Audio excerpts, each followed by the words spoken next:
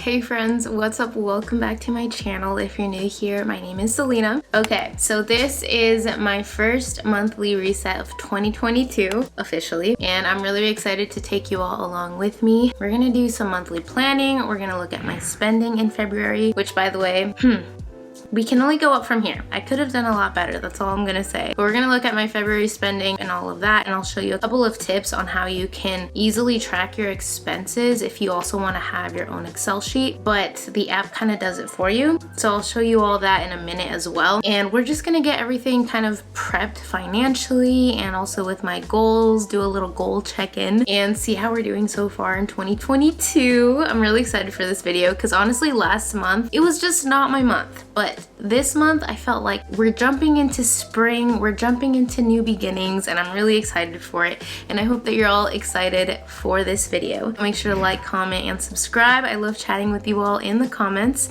Let me know what your goals are for March. What are some things that you're doing during your own monthly reset? I would love to know. It gives me some ideas for the future as well. But with that said, we're gonna get into it. I just wanted to give you a little rundown of what to expect in this video. However, I will say that for a monthly reset, there are some things that are kind of similar to my weekly resets, such as cleaning, because for me, I really need to have a clean environment in order to have mental clarity and just to like function on my day-to-day things. So with that said, I'm not gonna do like a full weekly reset, which would be to do like deep cleaning, but I definitely want to pick up my room, clean up the kitchen counters, and then once I have that done with, we will jump right into all of the planning. I'll make sure to have the timestamps down below so you can kind of jump around and see whatever it is you want to see. Otherwise, make sure to watch the whole video because it helps support my channel. Thank God I got Starbucks this morning because I have a feeling I'm gonna need it. But anyway, happy Saturday and let's get into it.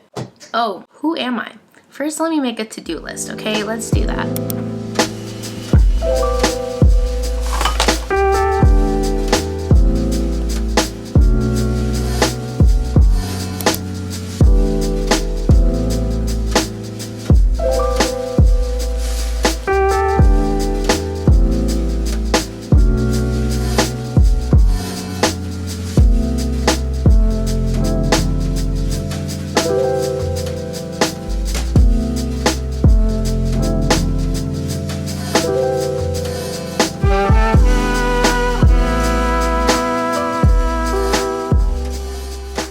Okay, so I made my to-do list on my iPad because as you all know, if you've been following me for a while, you know that I like to try to keep things digital as often as possible to save paper and to just have a clutter-free environment. So I made a list of all the things I want to get done in this monthly reset because I only have a few hours before I need to actually get ready and go to my friend's birthday dinner. Feel free to use the timestamps below to jump around and see whatever it is that you want to see most. But if you're a real one and you watch the whole video, let me know down below. And with all of that said, let's get into it.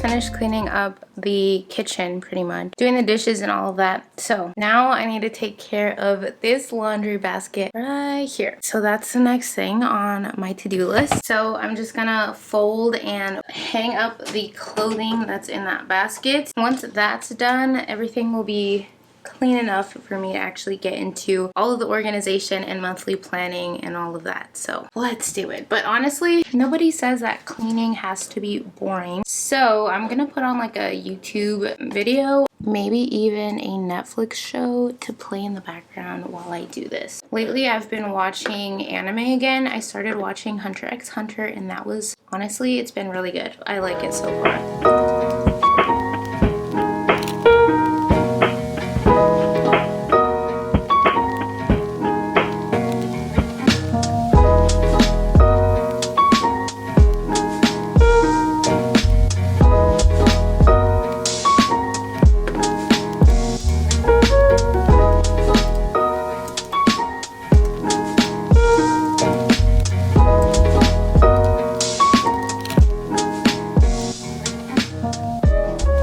First things first, on my to-do list, you can see all the things that I completed. And now I need to show you all my spending tracker, my expenses, and all of that. I'm going to show you the trends and everything that I spent in February. So let's get into it.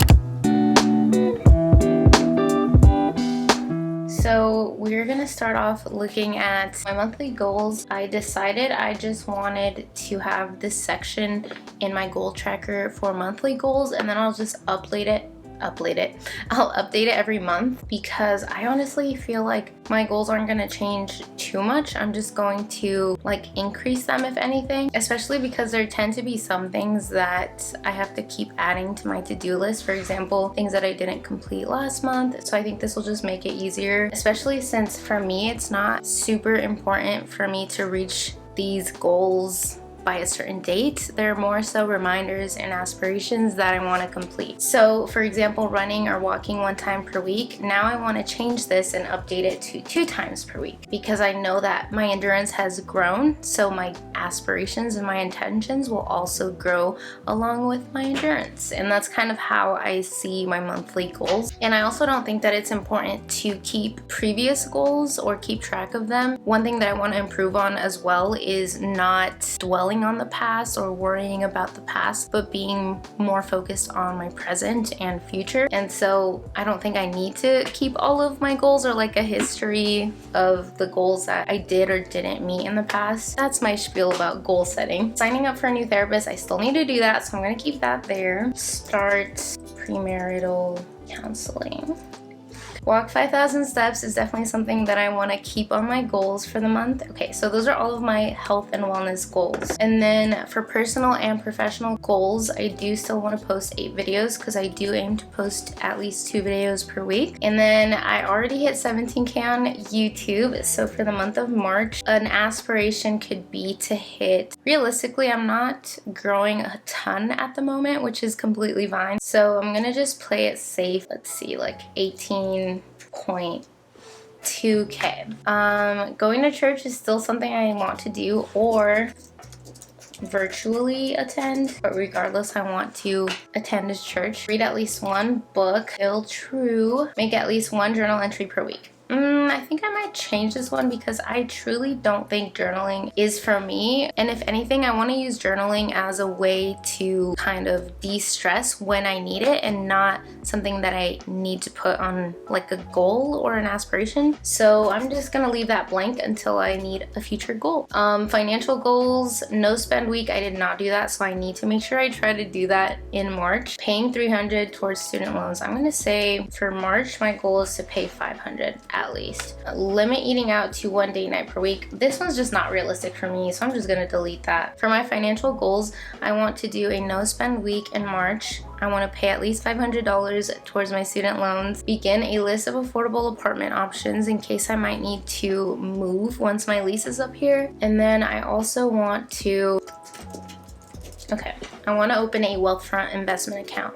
I've had the app downloaded on my phone for the longest time, but this is something that I really want to get done, I guess, in March. So those are my financial goals. So this is where I'll keep track of my monthly goals in my goal tracker, and then I will also keep track of books that I've read and that I will read in 2022. So far these are the 3 books that I've read this year, and I'm currently reading The Anti-Diet. I'm not sure if I'm gonna finish it, but we shall see, just because it seems a little bit dry compared to the first 3 books that I read, which were like psychological thrillers and then a really interesting memoir. So we shall see if I read that, but I definitely want to go to like a Barnes & Nobles or a local bookstore soon so that I can get some new books. I also have a running list of books that I want to read on my Goodreads account. If you want to follow me on Goodreads, then make sure to do that.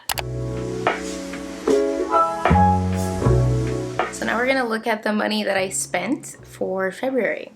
And I love using Mint because it's just like super intuitive and it keeps track of all of my accounts over time, and I can use all of these different filters to look at my spending. And also, if you didn't know, you can also export all of your findings to CSV, which I'll show you real quick. Makes it super easy. So when you export to CSV, you can literally just copy and paste this into your own Excel sheet. If you're someone who likes to keep track of their expenses, this will like track it for you, and then you can add it to your Excel sheet and then add whatever formulas you want. It just makes it so much easier so that you don't have to kind of do it yourself. And I'm all about working smarter, not harder. So anyway, that's a fun little trick that you can use on the Mint app if you didn't know you could do that. This shows me pretty much where I spent the most money on, which obviously was home because of my rent, so that makes sense. And then the next largest was food and dining, which honestly also makes sense. So a lot of these transactions are from Grubhub because David and I tend to order in for dinner, and like our date nights we end up just staying home and ordering delivery and like watching our favorite anime show or something. So that's why it's so large, because I pay for it since I'm the one who has the app on my phone, and then David will just pay me through Venmo, or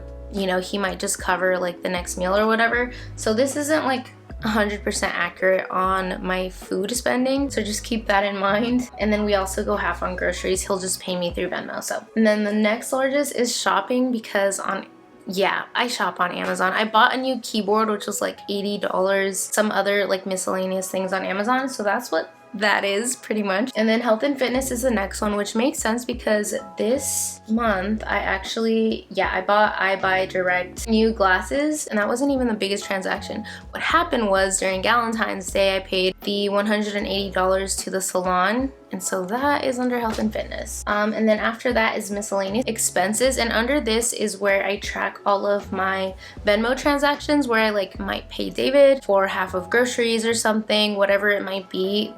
I wanted to make sure to still track that as an expense. And then travel. So I actually bought a ticket this month to go somewhere fun this summer. It was like a pretty cheap price. So that's what the majority of this is from. And then bills and utilities, which is like gas, electric, and all of that. And then other is just like random transactions with Lyft or whatever. Anyway, that was my spending for February. As you can see, it totaled out to $3,491. Yikes. Yeah, that's definitely a lot more than I would have wanted to spend. But anyway, that is my spending. I used that trick that I showed you all to export to CSV in order to add it into this expense tracker that I'm now using to keep track of my spending every month, because I think it'll just be nice to have it all in one place. So this will be for February.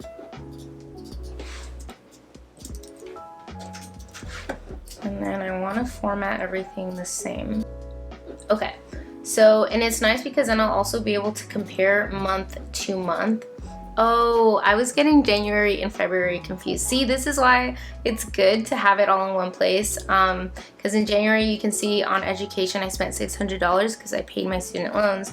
And this is actually a good reminder that I want to pay my student loans this month. So it's not calculated into this yet, which means that I'll have to edit it. But that's totally fine. I just wanted to get this video ready for you all. So know that this will be even higher because I will be putting any money that I made from my sponsorships and all of that towards my student loans this month. Real quick, this is more so like an aspiration, like a layout. I don't necessarily follow it to a T. As you can see, my spending habits really vary. I think what matters most for me is making sure that I'm paying my student loans off. So any money that I make from my sponsorships or any like affiliates or anything like that will be going straight to my student loans so that I can pay them off as soon as possible. So let's do the monthly budget after we actually go to my business tracker, because on my business tracker, this is where I'm going to kind of know how much money I have to allocate to pay towards my student loans. Google AdSense this month, I made $546, but after taxes it was only $382. Then my sponsorship income for March was $1,700 total, and then earnings after taxes is $1,100, around $1,100. And I'm currently not making any online store income. Whoever was gonna buy my merch already bought my merch. So if I want to see any growth in my online store, I need to work on marketing or also making more products. But that's not my focus right now. So then up here, my monthly totals kind of show me what I have to work with. So after taxes, I have $1,100 that I can use to spend towards my student loans. So that's where I'm gonna put here, $1,200. But I also need to make sure that my side hustle additional income, since I can just put the grand total that's right here into this section. So my income for March, the money that I have to work with for March is $1,190, because that's the amount that will go towards my student loans. I don't need to add anything to my emergency fund at the moment because my focus is really my student loans. And then my fixed expenses, it's around $1,500. I have like this rental discount thing, and so now my rent is a little bit cheaper. Utilities, $155 just to be safe. Renter's insurance, student loans. Well, I probably shouldn't have this here actually because I'm paying this amount. So as you can see, I'm actually under on my fixed expenses, which I think is good. And then savings, 27%. I'm above the savings threshold, which I think is good because that means I'm paying extra towards my student loans. And then flexible expenses. So realistically, I think on average, shopping for me is really just Amazon. So I'll say like $200 is what I would spend on average. And then groceries, honestly, eating out is what gets me. Like that really, $300 is probably my half of eating out with David. And then self-care, I honestly don't do self-care every month, and I'm trying to think if I'll do it next month. Actually, I do want to allocate some money to buy some new static nails, so I'll make that like $80. Fun with friends for me is like getting coffee with a friend or boba, and I'm trying to think if I have any plans in March. I probably will. So I'll just keep that at $250. So that leaves me with around 115 to play with. So maybe I will put that in my student loans, but realistically I'll probably spend it on eating out. So just to be safe, I'll just allocate it towards that because I do tend to eat out pretty often and I don't have any regrets because food is my favorite thing ever. So, and then here it'll be $1,790. So once I pay my student loans for March, my grand total left over to pay on my loans will be $20,515, and we started at $22,303, and I've only paid so far 2 months, so I feel like that's pretty good. I'm trying to bring it down as soon as possible so then after I pay off my student loans, I can finally save up for a car. Monthly financial goals, I want to still do the no spend week. Honestly, let's say instead of what I'm gonna pay for March, my goal is to earn at least $500. Let's be honest, I can earn at least $800 to pay towards student loans. So that is going to be my goal, because like I said, honestly, any money that I have left over from my AdSense, you all watching ads on my videos, or from sponsorships in brands, I'm going to go put it straight into my student loans. I'm trying to put as much money towards that, especially right now, because our interest is still on pause. So, okay, so something I do want to do, maybe in a couple of weeks, like halfway into the month, I want to do like a financial reflection and planning, kind of to like assess halfway through the month how my financial goals are going, like how my spending is going and all of that. So, and then I think for this month, those are going to be the 3 goals that I have for my financial goals. So this is my monthly budget, and you've seen what I had spent. So that is that for this portion of the video. Okay, so we already went over my monthly budget, my goals. Let me just go through my to-do list real quick to see if there's anything else.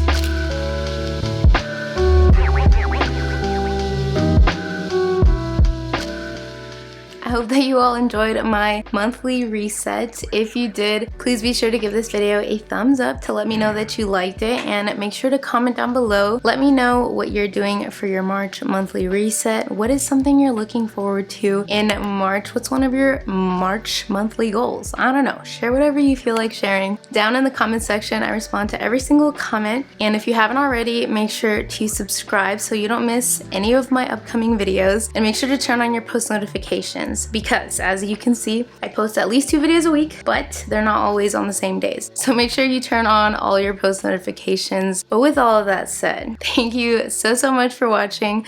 I love you so much, and I hope to see you all in the next video.